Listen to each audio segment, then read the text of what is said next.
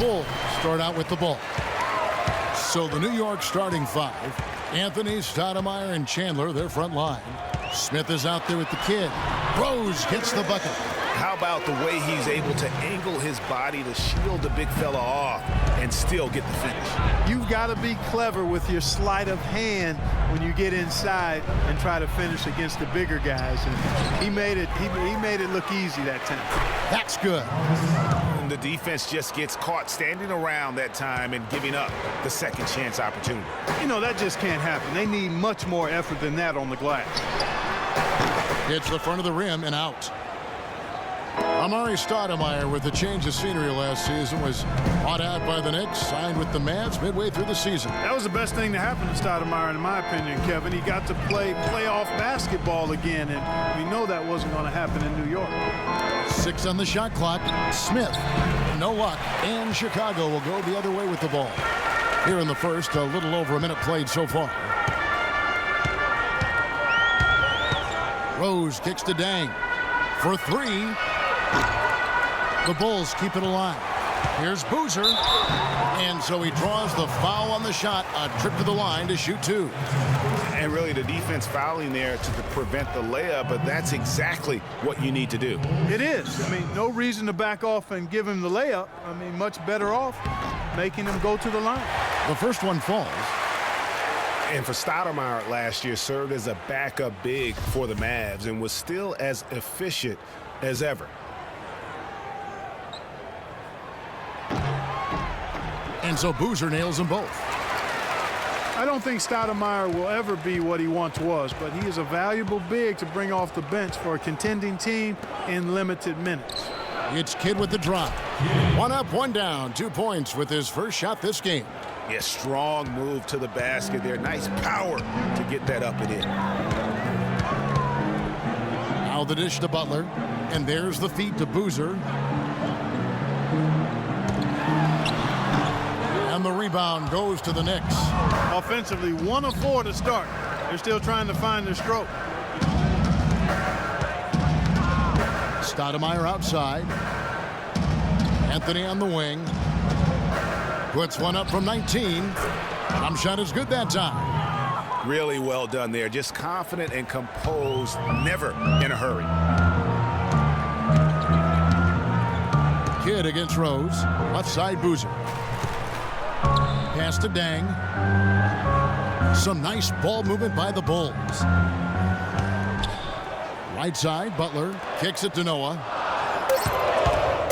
And the ball goes out of bounds. Last touch by Chandler.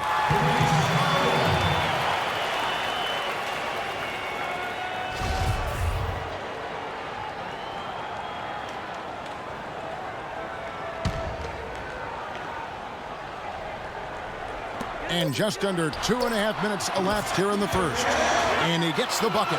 And it looks like he might just be on his A game today, Clark. The Knicks have gone 3 of 5 shooting the ball so far. Kidd passes to Smith. The turnaround jumper. Here's Chandler. Uses both hands to slam it down. And putting in the work on the boards, and it's paying off with chances like that. And Gia, he does put in the work. You're right. It's why he's on the finishing end of one putback slam after another. Well, his effort has never been a question mark. He is an incredibly self-motivated player. Rose goes in. Just 5 to shoot. Butler. The Bulls keep it alive. Noah's shot is off. No one to blame on that one but himself. You get looks like that, you've got to take advantage. And Boozer with the block. They recover it. Chicago trailing here. Outside Rose. Screen by Boozer. Kidd against Rose. And there's the whistle. Fouled hard on the shot. He'll go to the line. And really, the Bulls weathered a lot of injuries last season and still had a good showing in the East. Came away with the 3 seed when many thought they would sink down after missing so many games from key players. And the Bulls did end up with the 3rd seed in the East. 33 of their 50 wins last year, Clark, coming in the Eastern Conference. But it wasn't an even distribution of those wins for the Bulls. Against their own division in the Southeast, they played .500 basketball. They got their good in-conference record from feasting on the Atlantic teams, taking 16 wins in 18 games against that division. He's been anything but his usual self this quarter. It's actually been ugly to see. Dishes it to Dang. That's a 2 from Butler. And he didn't get quite enough under that one. You almost have to assume he's going to knock those down when he is that open. Anthony dishes to Camby. Wallace with his screen for Smith. And the Knicks miss again. I guess even he has to miss one of those once in a while. The kick out to Rose. Gibson in the post. Camby on him. Right side Gibson over Camby. And the shot is long. Well, that's a warm-up jumper there. I mean, when you're a pro, you can't make excuses for missing that one. Smith kicks to Kidd.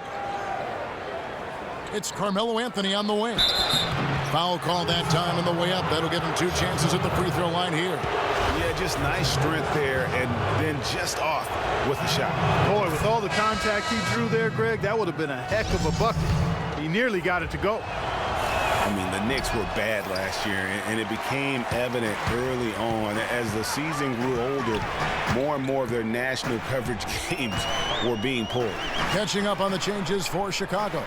Red Hot comes in for Luol Deng. And it's Bellinelli in for Jimmy Butler. Now here's Rose. He's got 6. There's the pass to Bellinelli. Drains the three-pointer. Bellinelli's got himself going with the triple, his first basket of the game. For the Knicks, losing a lot of nationally televised games, too. It seemed like every time they were on, they were losing. It might have been a blessing in disguise. Well, I hope they look at it in a positive vein. It did give them a chance to focus on player development there in New York. Also allowed them to shut down Melo for the season. And so it's New York with it. The Bulls knocking down the 3. Wallace the screen. Camby passes to Anthony. That's good. Anthony's got 5 points so far. Well, Chicago's gone 1 of 2 from long range in the first quarter. And let's get this update now from Doris Burke, who's across the way on the sideline. Guys, Derrick Fisher had a few moments to share with me. He absolutely loves this matchup and thinks this is one of those games that is going to be an offensive display, saying we have a lot of talent on offense. And in a matchup like this, I think you could see several players putting up big numbers. How many is something we'll have to find out shortly, guys. Okay, Doris, well, the offensive approach, a primary force in the game plan today, guys. Yeah, they are out to put up a big number today, and I think they can do it. Well, that certainly seems to be the goal. I mean, it could be a shootout if their plans come to fruition. And he rushed that one, no doubt about it. The D out of position, you could see the frustration on his face. Felton kicks to Wallace. And he was camped in the lane there, and he gets the 3-second call. We've got 1:28 left to play here in the first. And it's Rose penetrating, and he jams it with authority. And really, he epitomizes what a point guard should be. I mean, his skills as a passer might actually be matched by that creativity he shows around the rim. Well, judging by that jam, Greg, I'd say you're absolutely right. Boy, that's a nice surge for them just when they needed it in a game that was so tight. Yeah, it's such a sweet three-point stroke there, and it can really open things up inside because as good as he shoots it, it forces the opposing bigs to have to step out on the perimeter.